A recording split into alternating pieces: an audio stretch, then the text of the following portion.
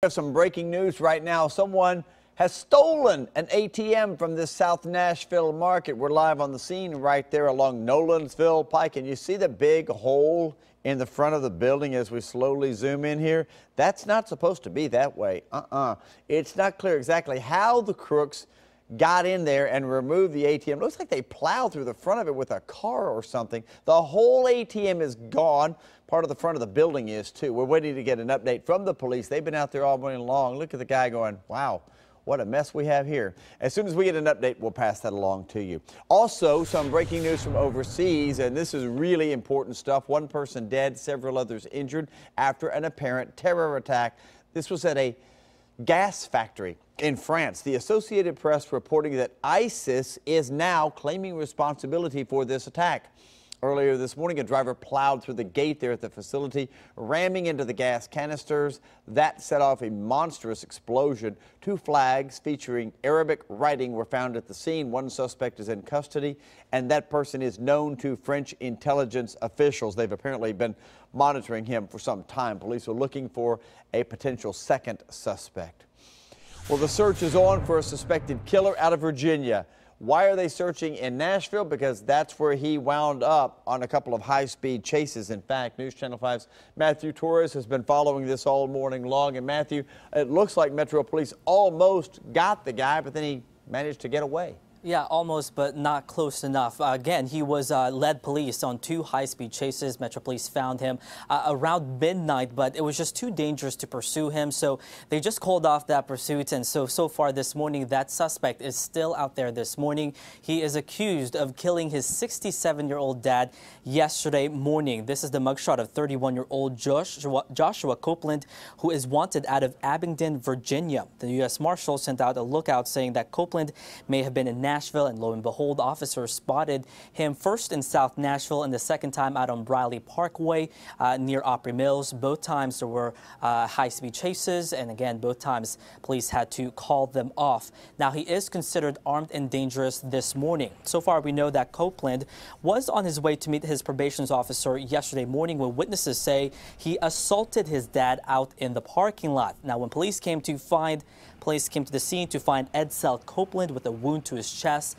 and he later died that morning from his injuries. Now take a good look again of Copeland. This morning he was last seen believed to be driving a 2006 silver Dodge Charger with a Virginia tag that is JWN 5305, and police last saw him traveling north on Briley Parkway near Ellington Parkway. So THP and surrounding counties have already been notified about this. So again, he is considered armed and dangerous. If you spot him, do not approach him, but of course, immediately call police. Steve, back to you. Matthew, thanks a lot for the update. Happening right now, a man is fighting for his life. He was hit by a car in South Nashville. News Channel 5's Cuthbert Langley has been live for us at Vanderbilt Medical Center all morning long. And I know you've been continuing to update us on his condition, but what about that driver? Are any charges going to be filed? Steve, at this point, no. Metro Police say they do not have any intention of filing any charges against this driver. The man is here at Vanderbilt Medical Center in critical condition. He's got several broken ribs, a broken leg, and a spinal fracture. But remarkably, he is expected to be okay. Take a look at the video, and you notice something interesting here. This is not at the intersection of a busy road that we often see. This is in the middle of a subdivision, a neighborhood in Antioch along Brittany Park Lane. This happened around 11 last night. So obviously the speed limits around this area are only about 25 miles an hour. So it's unclear at this point if speed was a factor in that crash. But what we do know is that it was a very emotional night. You can see neighbors hugging and crying as police work to figure out what happened here. As news spread throughout this neighborhood, more and more people came outside to see what was going on. Officers on scene, they're interviewing those folks, seeing if they heard or saw anything that could better piece together what went so wrong this morning. But again, this just appears to be a tragic accident. Police say they have no intention of filing charges, at least at this point. Of course, the investigation will continue on. But again, the man in critical condition here at Vanderbilt Medical Center, but remarkably, he is expected to be okay. We're live here at Vanderbilt Medical Center this morning. I'm Cuthbert Langley, News Channel 5 HD. All right, Cuthbert, thank you. Good news there that he should be surviving that accident. New this morning, a family's lost everything. Their home went up in flames, and here's the picture supplied to us from the firefighters. This was along Birch Drive around 1 in the morning when the crews showed up, they saw exactly what you're seeing. Flames shooting through the top of the two-story structure, the home fully involved. In fact, it was so big that there was heat damage to the aluminum siding at the home next door.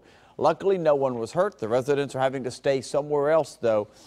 As soon as we get more information, we'll pass that on to you on that fire. There is a different fire up in Clarksville that left a man with some serious injuries, and this one is really interesting. According to the Leaf Chronicle, the man has burns to 95% of his body. At last check, he was in extremely critical condition. Now, the blaze broke out in a duplex on Duncan Street in Clarksville early yesterday morning.